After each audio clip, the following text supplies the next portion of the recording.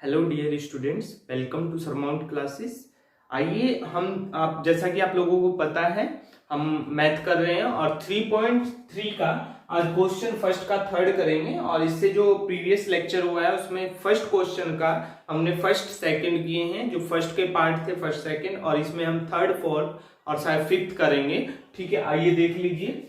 तो 3x minus y equal 3 और 9x minus 3y equal 9 substitution method से ही करना है हमें। तो फर्स्ट इक्वेशन सेकंड इक्वेशन। अच्छा, इसे इक्वेशन इस पेयर को देख के किसे पता चला कि इसके इनफाइनाइटली मैनी सॉल्यूशन है? देखो मुझे तो देखते ही पता चल गया, आपको भी होप सो पता चला होगा क्योंकि मैंने आपको ये पहचानना बता दिया है। ठीक है, 3x minus y equal 3, 9x minus 3y equal 9। तो मैं करूंगा क्या, वही मैं तो अपना सब्स्टिट्यूशन मेथड से सोल्व कर रहा हूं। तो from equation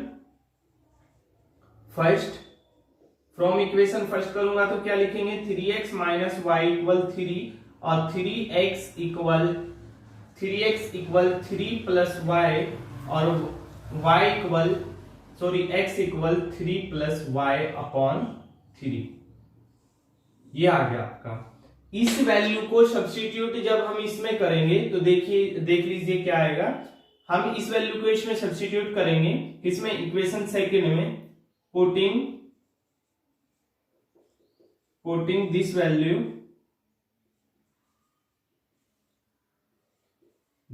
value in equation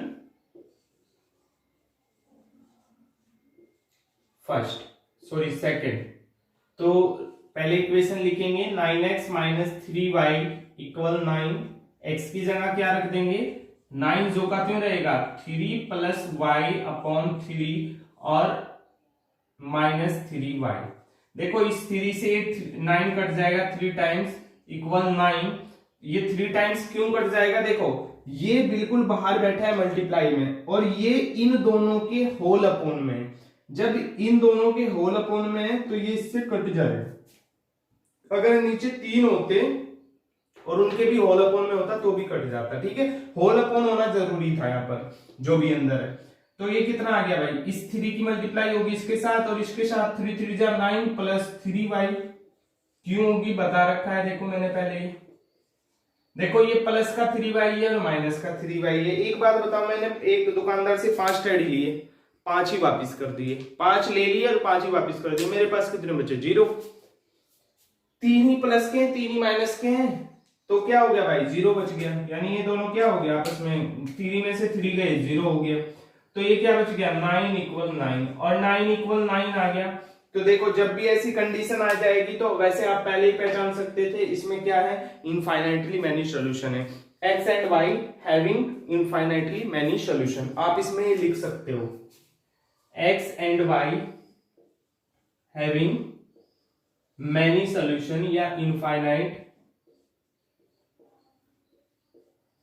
many solution. बस यही इसका क्या हो गया, आंसर हो गया। ज्यादा इसको लिख सकते थे इसमें। ठीक है, समझ आया है भाई? समझ नहीं आया तो एक बार और देख लीजिए, वीडियो को दोबारा से स्टार्ट करते हैं। ठीक है, अब हम करेंगे क्वेश्चन 4। क्वेश्चन 4 करेंगे, फर्स्ट का 4 करेंगे। फर्स्ट के 4 में क्या है, 0.2x plus 0.3y, 0.2x plus 0.3y equal 1.3। और सेकंड इक्वेशन है 0.4 plus 0.5, 0.4x plus 0.5y equal 2.3। ये इक्वेशन फर्स्ट है और ये इक्वेशन सेकंड है आपकी। ठीक है भाई, इक्वेशन फर्स्ट और सेकंड का यूज करेंगे, वही अपना पुराना ही मेथड है, फ्रॉम सब्स्टिट्यूशन मेथड से, फ्रॉम इक्वेशन फर्स्ट। ये स्टेटमेंट आपको लिखने पड़ेंगे भाई जितने मैं लिख रहा हूं, 0.2x प्लस 0.3y इक्वल 1.3। इसकी वैल्यू सब्स्टिट्यूट निकालेंगे, यहां से x की निकाल लो। 0.2x इक्वल क्या हो गया, 1.3 माइनस 0.3y, ये पूरा प्लस में था उधर जाके माइनस में हो गया, और x equal 1.3 minus 0.3y upon 0.2। ठीक है, ये आ गया आपका x की वैल्यू निकाल ली मैंने। इतनी बात समझ आई क्या भाई? अच्छा, पॉइंट खत्म कर सकता हूं मैं? हाँ कर सकता हूं, चलो खैर अभी मत करो, ऐसे पॉइंट खत्म कर सकता था। ये x की वैल्यू सब्स्टिट्यूट करेंगे इक्वेशन सेकंड में, तो पुटिंग दिस वैल्यू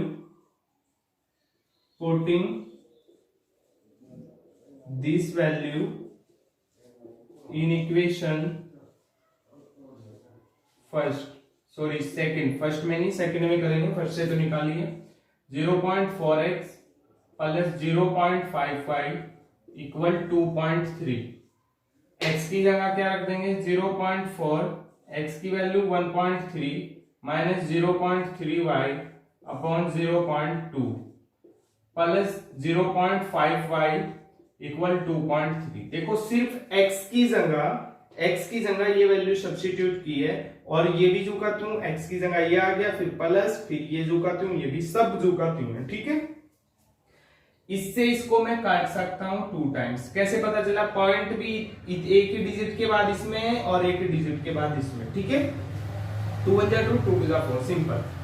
अब क्या होगा, ये 2 इन दोनों से मल्टीप्लाई होगा, तो मल्टीप्लाई करेंगे 13 2 जा 26 यानी 2.6, और माइनस 3 2 जा 6 यानी 0.6y, और प्लस 0.5y और इक्वल 2.3। ठीक है, अब देखो y वाली टर्म्स कौन सी है? एक तो ये है और एक ये है, दोनों को क्या करेंगे, ये माइनस ये प्लस, माइनस प्लस क्या होता है? साइन प्रॉपर्टी में मैंने आप लोगों को बता रखा है, माइनस प्लस माइनस होता है। साइन उसका होता है जिसका साइन बड़ा और जिसकी वैल्यू बड़ी होती है। 6 में से 5 गए यानी 1, 0.1y, और माइनस साइन आएगा क्योंकि 0.6 ज्यादा है, और इक्वल 2.3, और ये जो है ये प्लस का है और इधर जाके 2.6 क्या आ गया 0.1y इक्वल, इनको माइनस करेंगे तो 0.3 आ गया भाई, 0.3 क्या आ गया 0.3। आइए इधर देख लीजिए, अरे माइनस 0.3 आएगा क्योंकि 2.6 ज्यादा है, तो क्या आ गया भाई इधर देखो, माइनस 0.1y इक्वल माइनस 0.3। ठीक है, अब देखिए माइनस से माइनस क्या हो गया, कैंसिल हो गया, कट गया है, और y इक्वल क्या हो गया 0.3 अपॉन 0.1, पॉइंट से पॉइंट कैंसिल, और 3 अपॉन 1 को ही क्या लिखते हैं 3। y की वैल्यू क्या आ गई आपकी 3। अब इसी वैल्यू को सब्स्टिट्यूट किस में करेंगे, इक्वेशन थर्ड में। ये इक्वेशन थर्ड ही तो थी हमारी, तो क्या करेंगे, पुटिंग दिस वैल्यू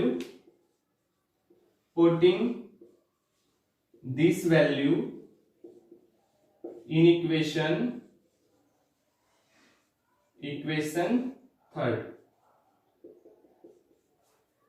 थर्ड में पुट करेंगे तो x इक्वल क्या हो जाएगा भाई 1.3 माइनस 0.3, और y की जगह क्या सब्स्टिट्यूट कर देंगे 3 और अपॉन 0.2। तो देखो 1.3 माइनस 3 3 जा 9, 0.9, और अपॉन में क्या हो गया 0.2। ये क्या आ गया 13 में से 9 गए 6 है, नहीं 13 में से 9 गए 4 यानी 0.4, और 0.4 यानी 0.4, और 0.4 यानी अपॉन में 0.2 है ना, पॉइंट से पॉइंट कैंसिल हो गया, 2 1 जा 2, 2 2 जा 4, और x इक्वल क्या आ गया 2। So finally answer x equal 2 और y इक्वल 3। ये बात आप लोगों को समझ आई है क्या? देख लीजिए एक और बार क्या किया हमने, 2 इक्वेशन थी, पूरे सब्स्टिट्यूशन मेथड में हम लोगों को करना यही होता है कि जो सब्स्टिट्यूशन मेथड में जो इक्वेशन दी हुई है, दो पेयर दिए हुए हैं, उनमें से किसी एक को ले लो, सिलेक्ट कर लो, किसी एक को सिलेक्ट करके x की या y की वैल्यू मैनेज इस तरीके से कर दो उस इक्वेशन को जैसे वैल्यू निकल गई हो। एक्चुअल में नहीं निकलती लेकिन इस फॉर्म में ले आओ, ठीक है, जिससे वेरिएबल दोनों ही रहेंगे, क्योंकि वेरिएबल सॉल्व नहीं हो सकते जब एक इक्वेशन में 2 वेरिएबल हो। ठीक है, उसको मैनेज करना कि इस तरह किसी एक की वैल्यू हमने कहते हैं ना कि एक तरीके से झूठ मूठ निकाल ली। ठीक है भाई, तो ये निकाल दी। उसके बाद इस वैल्यू को जिस इक्वेशन से ये निकाली उसमें नहीं रखना। उसमें क्यों नहीं रखना है, ये मैंने उसमें प्रीवियस वीडियो में बता रखा है, प्रूफ भी करा रखा है कि उसमें रख दिया तो क्या आ जाता है 0। ठीक है, तो इस वैल्यू को आप किस में रखोगे, अनदर में। अगर उसी में रख दिया बाई चांस अपने गलती से, तो उसके क्या क्या साइनिफिकेंट है वो मैं बता चुका हूं जब सब्स्टिट्यूशन मेथड आपको लोगों को समझाया था। ठीक है, शायद फर्स्ट या सेकंड वीडियो में है, जिसने नहीं देखा वो जाके देख लीजिए।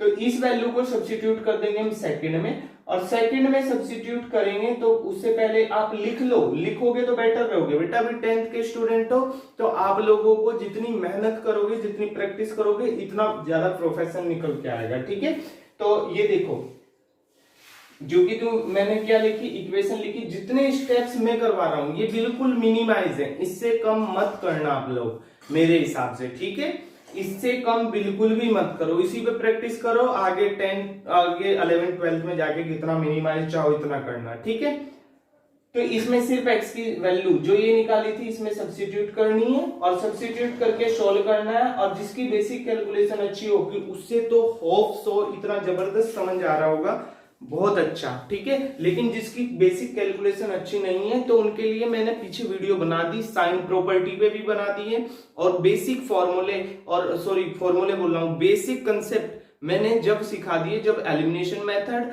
जब सब्स्टिट्यूशन, क्रॉस मल्टीप्लिकेशन की कहां प्लस प्लस होता है, कहां ब्रैकेट मल्टीप्लाई होती है, कहां ब्रैकेट मल्टीप्लाई के बाद साइन प्रॉपर्टी कैसे कन्वर्ट होती है, अगर कहीं साइन प्रॉपर्टी है तो वो ऐड सब्ट्रैक्ट की अलग होती है, और मल्टीप्लाई में थोड़ी अलग वे में देखनी होती है। ठीक है, ये सब चीजें मैंने वहां बता रखी है, और इसलिए अगर किसी ने नहीं देखी है वो वीडियो तो वो देख लीजिए भाई पहले। ठीक है, और उसके बाद इसे ये बेटर समझ में आएगा। अभी हम क्वेश्चन 5 करते हैं इसी फर्स्ट पार्ट का, और आज ये हमारा क्या हो जाएगा, कंप्लीट हो जाएगा सब्स्टिट्यूशन मेथड। वर्ड प्रॉब्लम इसकी रह जाएंगी, और जिन्हें भी हम नेक्स्ट सेशन में फिर करेंगे। नेक्स्ट क्वेश्चन है फिर √2x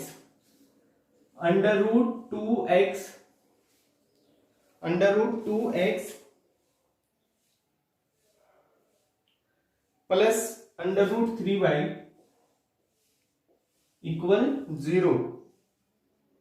सेकेंड इक्वेशन है √3x माइनस √2y इक्वल 0।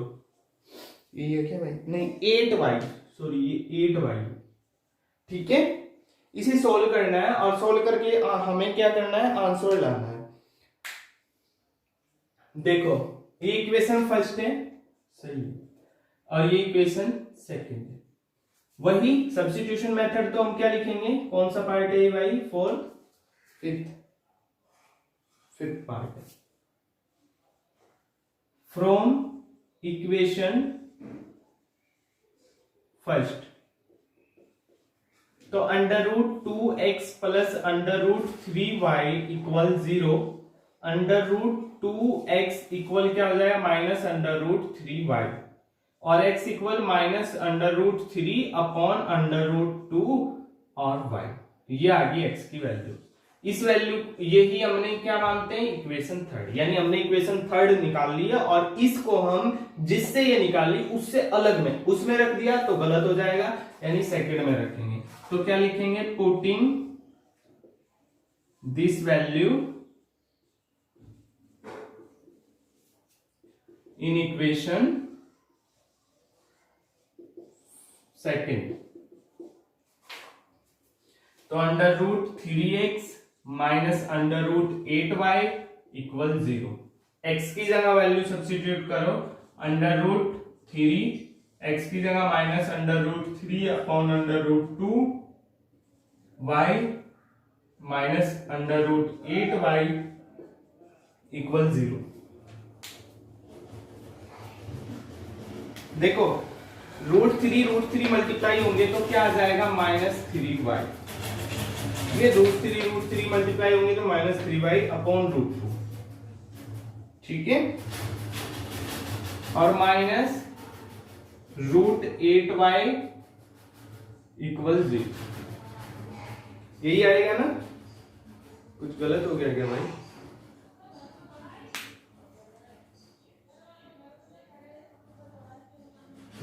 सही है। तो इसके नेक्स्ट क्या होगा, एलसीएम लेंगे तो क्या होगा, -3y माइनस 8 टू जा 16 यानी रूट का 16y और अपॉन क्या आ गया √2 इक्वल 0। अच्छा इधर 0 है यार, ये होल डिनोमिनेटर में है तो उधर मल्टीप्लाई में चला जाएगा और जो भी 0 के साथ मल्टीप्लाई हो जाएगा, 0 तो ऐसी नंबर है किसी को भी मल्टीप्लाई कर दो, जैसे आपका नाम है अर्पित तो अर्पित को मल्टीप्लाई कर दिया तो 0 हो जाएगा भाई, ठीक है। अर्पित खुश हो गया होगा, ठीक है। तो नीचे क्या है वो तो उधर चला गया, ठीक है। अब क्या होगा -3y और -16 का बाहर क्या निकलेगा, 16 का बाहर निकल जाएगा 4y इक्वल 0, ठीक है। अब देखो इनमें क्या करोगे आप लोग, सोल्व कर लो इसको भाई, माइनस माइनस प्लस, मुझे ये कुछ गड़बड़ लग रहा है यार, ये माइनस का नहीं होगा, नहीं सही है, आ जाओ देख लेते हैं। ये क्या हो गया भाई, माइनस माइनस प्लस और -437 प्लस हो जाएंगे ना 7 लेकिन माइनस के इक्वल 0, हाँ सही है।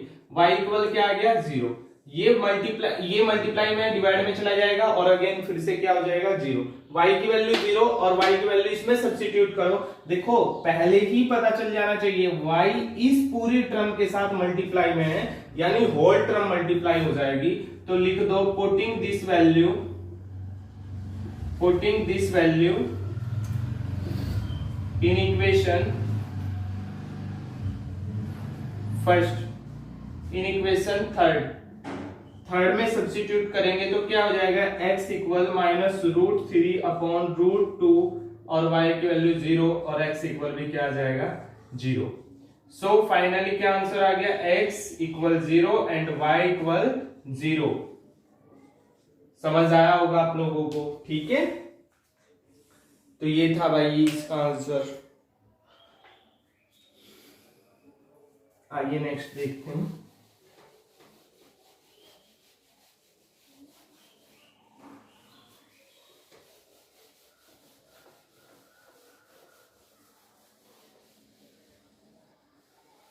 फर्स्ट का 6 पार्ट और ये ही लास्ट पार्ट है आपका 3x upon 2 plus -5y upon 2 equal -2। Equation first होगी और सेकंड इक्वेशन है x upon 3 plus y upon 2, x upon 3 plus y upon 2 और इक्वल 13 अपॉन 6। ये इक्वेशन होगी आपकी सेकंड। देखो ये अच्छा क्वेश्चन है, इसमें कैलकुलेशन बहुत अच्छी है तो इसे ध्यान से समझ लीजिएगा, ठीक है। मैं क्या करूंगा, देखो इसमें अगर मैं इक्वेशन फर्स्ट से करता हूं तो मेरे को मल्टीप्लाई डिवाइड दोनों भेजने पड़ेंगे, इधर भी और इधर भी, चाहे x की निकाल दो या y की। मैं क्या करता हूं इससे निकालूंगा, तो देखो फ्रॉम इक्वेशन, आपकी मर्जी है किसी से निकाल लो, फ्रॉम इक्वेशन फर्स्ट, ऐसा नहीं कि आप उसी से निकालोगे, फ्रॉम इक्वेशन सेकंड, तो x upon 3 plus y upon 2 equal 13 upon 6 और माइनस y अपॉन 2। ये प्लस का था उधर चला गया तो क्या हो गया माइनस का, तो प्लस वाला ये इधर से तो हटाना पड़ेगा ना भाई। तो x इक्वल क्या हो गया, ये मल्टीप्लाई में है और उधर होल डिवाइड में है, उधर होल मल्टीप्लाई में चला जाएगा 13 अपॉन 6 माइनस y अपॉन 2, ठीक है। ये बात समझ में आ गई, इक्वेशन हमारी थर्ड रेडी होगी। अब इक्वेशन थर्ड रेडी होगी तो हम इसी को सब्स्टिट्यूट करते हैं अनदर इक्वेशन में, और अनदर इक्वेशन हमारी क्या है फर्स्ट, तो क्या लिखेंगे, putting this value in equation first. Second से निकाली तो फर्स्ट में रखेंगे, और फर्स्ट इक्वेशन क्या है 3x upon 2 minus 5y upon, दोनों में 2 है, 3x अपॉन 2 5y अपॉन 3, ये अपॉन 3 है भाई,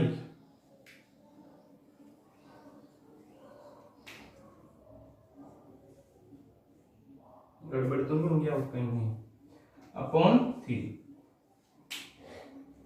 तो इक्वल -2 और इसमें x की जगह वैल्यू रखेंगे, ये पूरी वैल्यू रखनी है 3/2 जो का दूं, और x की जगह क्या रखना है इंटू 3 बाहर है तो मैं चलो 3 यहां लिख देता हूं, ये यहां लिख लो मर्जी आपकी, 3 बाहर लिख दिया तो 13 बाहर नहीं लिख सकते भाई, एक काम करो इसको ऐसे ब्रैकेट बना लो और ये छोटा ब्रैकेट हो गया 13/6 माइनस y/2 और इसके बाहर है ये 3, ठीक है, और फिर ब्रैकेट क्लोज -5y/3 इक्वल -2। देखो ध्यान से देखना, अगर ये 3 और ये 3 भी इन दोनों के साथ मल्टीप्लाई में जाएगा और ये 3/2 भी दोनों के साथ मल्टीप्लाई में जाएंगे, तो इस 3 को मैं मल्टीप्लाई कर सकता हूं, ये भी न्यूमरेटर है ये भी न्यूमरेटर है, तो इस 3 को मैं मल्टीप्लाई कर सकता हूं इस 3 के साथ और क्या लिखूंगा 9/2 और अंदर क्या है 13/6 माइनस y/2 -5y/3 और इक्वल -2, ठीक है। अब देखो ये जो बाहर बैठा हुआ है मैंने बताया था ये हर मेंबर के पास जाता है, ये एक फैमिली है, ब्रैकेट को फैमिली बताया था और फैमिली की हर एक मेंबर के पास, यानी ये पूरा ब्रैकेट है, ये टर्म्स है अगर गणित में सीखो तो इसकी मल्टीप्लाई होगी 13/6 इंटू 9/2 माइनस y/2 इंटू 9/2 और -5y/3, इसके साथ तो इसका कोई मतलब नहीं क्योंकि ये ब्रैकेट की रेंज में नहीं है, ठीक है। तो ये क्या हो गया भाई 3 3 जा 9, 3 2 जा 6 और 3 3 जा 9, 13 3 जा 39, 2 2 जा 4, ये क्या हो गया 9y/4 माइनस 5y/3 इक्वल -2। ये 39/4 जो है ये प्लस का है, उधर ले जाऊं मैं तो 39/4 माइनस का हो जाएगा, ठीक है। अब ये देखो ये दोनों सोल्व करो क्योंकि वेरिएबल टर्म्स ये है और कांस्टेंट टर्म्स ये दोनों का एलसीएम लेना पड़ेगा और सोल्व करना पड़ेगा। तो देखो ये 4 और 3 का एलसीएम कितना होता है 4 3 या 12 होता है, तो यहाँ 4 से मल्टीप्लाई कर दो, जब यहाँ 4 से की तो ऊपर भी 4 से, यहाँ 3 से कर दो तो ऊपर भी 3 से, ठीक है। तो 9 3 जा 27 माइनस का y/4 3 जा 12 माइनस 5 4 जा 20 y/4 3 जा 12 इक्वल, इधर भी एलसीएम लो, तो मैंने बताया था जब इस तरीके से कंडीशन हो इसके डिनोमिनेटर में ही कुछ नहीं है तो 4 2 जा 8 -8 -39 और होल अपॉन लिख देना 4, ये बात मैं बहुत बार बता चुका हूं, ठीक है।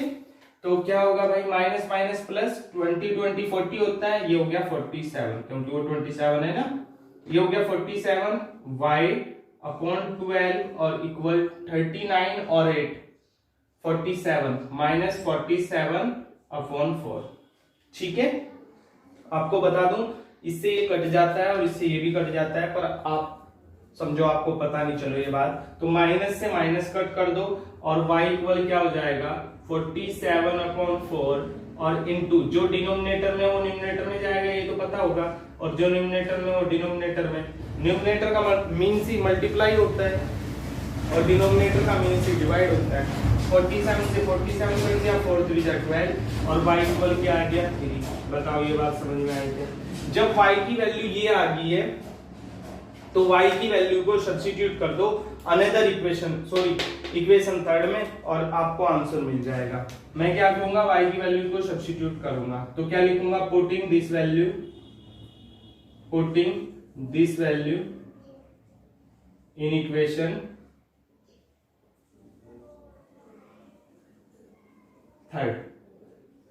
इक्वेशन थर्ड में पुट किया तो इक्वेशन थर्ड क्या है x इक्वल 13/6 माइनस y/2।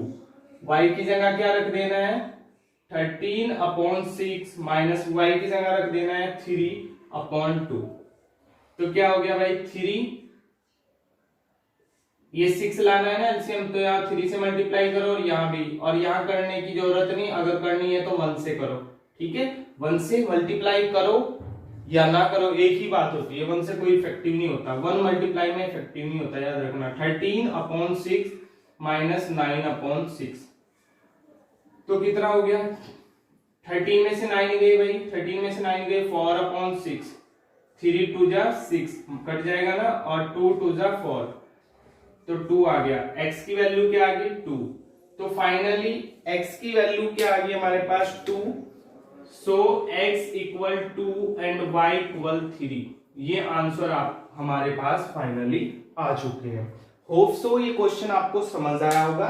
अगर समझ नहीं आया तो थोड़ा कैलकुलेशन है इसमें अच्छी, तो दोबारा से देख लीजिए। आ जाओ, इक्वेशन फर्स्ट थी, सेकंड थी, किसी एक को ले लो। मैंने सेकंड क्यों चूज किया, मैं तो फर्स्ट चूज कर रहा था हर क्वेश्चन में। मैंने देखा यार इसमें थोड़ा ये और भी कॉम्प्लिकेटेड हो जाता है। वैसे कॉम्प्लिकेटेड कुछ नहीं, ऐसा ही होता है, ठीक है, पर मैंने इसलिए ले लिया क्योंकि मुझे देखा अच्छा इसके साथ ऊपर नहीं है और नीचे ही नीचे है, तो x की निकाल लो या y की निकाल लो तो इजी हो जाएगा उधर भेजने में। तो मैंने एक निकाल लिया, इक्वेशन थर्ड निकाल ली।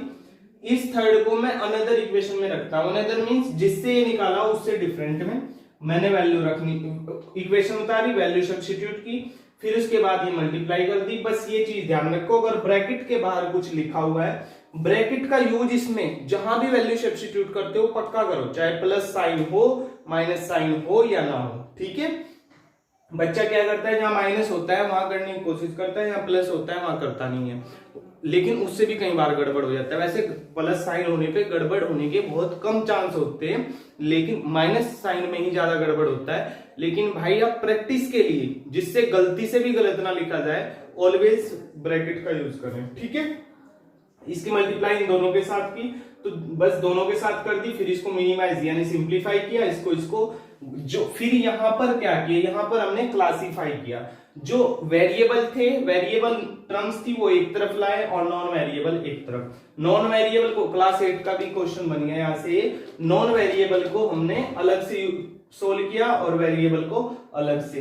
वेरिएबल टर्म इधर लेके चला, नॉन वेरिएबल उधर, और y की वैल्यू निकल गई फाइनली 3। अब y की वैल्यू सब्स्टिट्यूट आपको ये पता ही है, इक्वेशन थर्ड में रख देते हैं, और इक्वेशन थर्ड में वैल्यू रखने के बाद हमें क्या मिल गया, x की वैल्यू, ठीक है। होप सो ये सेशन, अच्छा क्वेश्चन फर्स्ट का 6 हमने कर लिया। इसके बाद सेकंड क्वेश्चन है, और आई थिंक इसमें 3 ही क्वेश्चन है, और थर्ड में भी कई सारे पार्ट है। तो होप सो आप लोगों को नेक्स्ट हम सेशन में करेंगे, नेक्स्ट सेशन में हम सेकंड क्वेश्चन करेंगे। होप सो आप लोगों को ये अच्छा लगा होगा। अच्छा लग रहा है तो आप लोग प्लीज आप अपने फ्रेंड्स वगैरह में, फ्रेंड्स ग्रुप जो आपके क्लासमेट वगैरह है उनके साथ शेयर करें। Thank you.